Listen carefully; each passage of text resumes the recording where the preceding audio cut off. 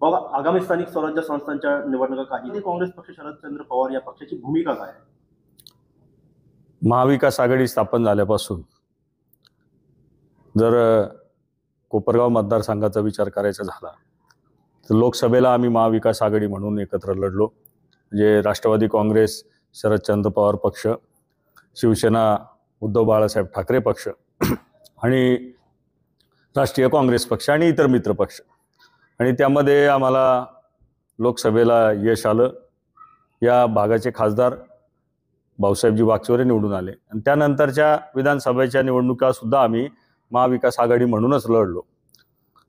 सुदैवाने त्या ठिकाणी मला उमेदवारी मिळाली आणि अतिशय थोड्या काळात 15 दिवसामध्ये आम्ही मोठ्या शक्तींच्या विरोधात अतिशय लक्षणीय लढत दिली आणि आमची जी एकी आहे महाविकास आघाडीची ती त्या ठिकाणी दाखवली. तर येणाऱ्या नगरपालिका निवडणुका असतील, जिल्हा परिषद पंचायत समिती निवडणुका असतील, यासुद्धा महाविकास आघाडी म्हणूनच पुढं जायचं आमच्या पक्षाचं तरी धोरण आहे. याचं कारण असं आहे की निव्वळ कोपरगाव शहराचा विचार जर केला तर मला फक्त प्रचाराच्या जोरावर 11,000 मतं कोपरगाव शहरामध्ये त्या ठिकाणी पडली. अर्थात याला कारण आमच्या पक्षाचे अध्यक्ष, देशाचे नेते आदरणीय शरद पवार साहेबांची जी सभा झाली ते एक मुख्य कारण आहे. पण त्याचबरोबर आमचे मित्रपक्ष असतील, उद्धव बाळासाहेब ठाकरे पक्षाचे शिवसैनिक असतील, काँग्रेस पक्षाचे कार्यकर्ते असतील, माझा काही व्यक्तिगत प्रभाव असेल, ही अशी 11,000 मतं त्या ठिकाणी पडली आणि कुठल्याही आमिषाला बळी न पडता ही मतं आम्हाला मिळालेली आहेत. समोरच्या पक्षाला जरी तेव्हा आमच्यापेक्षा दुपटीनं तिपटीनं शहरात मतं मिळाली तर एक अधोरेखित मी या निमित्तानं करतो की आता हे सगळे लोक वेगवेगळे लढणार आहेत.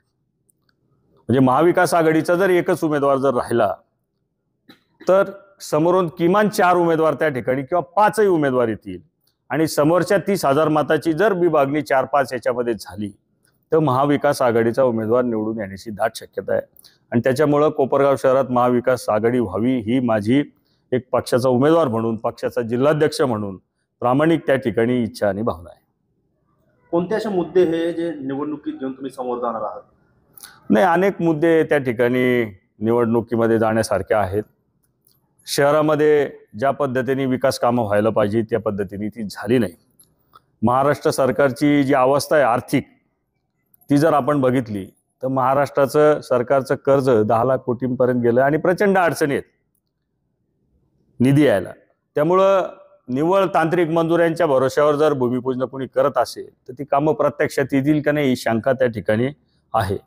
3,000-4,000 कोटीचे आकडे त्या ठिकाणी सांगितले जातात, पण विकास तोच आहे माझ्या मते जो जनतेला जाणवेल. कोपरगावच्या जनतेला विकास जाणवत नाही हे सत्य आहे, हे कुणी नाकारू शकत नाही. त्यामुळं तो एक मुद्दा आमचा त्या ठिकाणी राहणार आहे.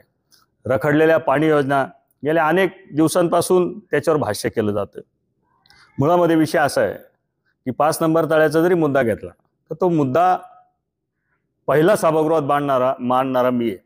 त्याविषयीचं पत्र नगरपालिकेमध्ये देणारा मी आहे आणि ठरावातच त्याचा उल्लेख आहे की संदीप वरपे यांनी दिलेल्या पत्रानुसार. नंतर त्याच्यात सुधारणा झाली असेल, मला याच्यात श्रेयवाद करायचा नाही, परंतु ते पत्र त्या सभागृहात जेवढे म्हणून नगरसेवक होते, ज्या ज्या विचाराचे होते त्या विचाराच्या सगळ्या नगरसेवकांनी एकमताने तो ठराव त्या ठिकाणी संमत केला होता आणि त्यानंतर तो निधी त्या ठिकाणी आला. नगरपालिकेचा कायदा ज्याला कळतो आणि नागरिकांना तर कळतोच कोपरगावच्या, जर ठराव नसला तर निधी त्या ठिकाणी येऊ शकत नाही अशी परिस्थिती असते. त्यामुळं ती जी योजना आहे ती सुद्धा अजून नीट पूर्ण होत नाही. अजून 1, 2, 3, 4 नंबर तळ्याचं अस्तरीकरणाचं काम आहे, त्याला कधी मुहूर्त लागणार ते कळत नाही. हे सगळे मुद्दे त्या ठिकाणी आहेत. ज्या डिस्ट्रीब्युटरी झाल्या आहेत त्या तितक्याशा इफेक्टिव्ह नाही. म्हणजे तुम्ही साठवण क्षमता वाढवली, डिस्ट्रीब्युटरी झाल्यात, पाण्याच्या त्या टाक्या झाल्यात, मग तुम्हाला 3-3, 4-4 दिवस का लागतात आणि किती दिवस तुम्ही याच्यावर निवडणूक एखादा मुद्दा एखाद्या निवडणुकीपुरता ठीक आहे, दर निवडणुकीला जर तुम्ही ते घेऊन यायला लागले आणि श्रेय कोणाचं एकट्याचं नाही हे विसरून चालणार नाही का? तेव्हा महाविकास आघाडीचं सरकार होतं, जेव्हा योजना मंजूर झाली, राज्याचे मुख्यमंत्री उद्धवसाहेब ठाकरे होते आणि शरद पवार साहेबांनी त्या ठिकाणी शिफारस केली, तर हे सगळ्यांचंच क्रेडिट त्या ठिकाणी आहे.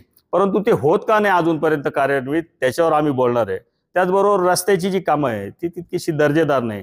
कोपरगाव शहराची शांतता त्या ठिकाणी काही लोकांकडनं वारंवार धोक्यात आणली जाते, तो एक मुद्दा आहे. व्यापार जो कोपरगावचा आहे तो वाढला पाहिजे. आपण जर आज बघितलं की कोपरगावची जी तालुक्याचे रस्ते आहे त्यांची अवस्था इतकी कठीण झालेली आहे की रांजणगावची लोक संगमनेर नाही तर त्याला जातात जवळ की रांजणगावची लोक खरेदीला, भाद्राबादचे तिकडचे लोक सिन्नरवावीकडे निघून जातात, या सांगवी भुसार धामोरी भागातले लोक तिकडे विंचूर लासलगावकडे निघून जातात. आणि मग कोपरगावच्या केवळ ज्या तालुक्याला जोडणारी रस्ते आहेत त्यांची दुरावस्था झाल्यामुळं किमान कोपरगावात येणारा 30% व्यापार हा लगतच्या तालुक्यात जातो. मग ही जबाबदारी कोणाची आहे? हे असे अनेक मुद्दे घेऊन आम्ही जाणार आहे. हॉकर्स झोन नाही, दुकानदारांना त्रास होतो, हॉकर्सला त्रास होतो, आमच्या बांधवांना रस्त्यावर व्यवसाय करावा लागतो, त्यातून ट्रॅफिक जाम होते, त्यातून पोलीस कारवाईला सामोरं जावं लागतं, असे अनेक मुद्दे आहेत. मग तुम्ही ज्या पद्धतीने सांगता अजून वरिष्ठ स्तरावरून युती आणि आघाडीबद्दलचा कोणताही निर्णय झालेला नाहीये, परंतु जर आघाडी झाली नाही तर काय राष्ट्रवादीची काय? नाही, मुळामध्ये आघाडीबाबत निर्णय झाला नाही तरी जे कोणी पदाधिकारी आहे, आता मी बाळासाहेब थोरात साहेबांची आमची मुंबईत बैठक झाली, त्या बैठकीला रोहितदादा पवार उपस्थित होते, प्राजक्तदादा तनपुरे होते, निलेशजी लंके साहेब होते, अंकुशराव काकडे, इतरही आम्ही मंडळी होतो.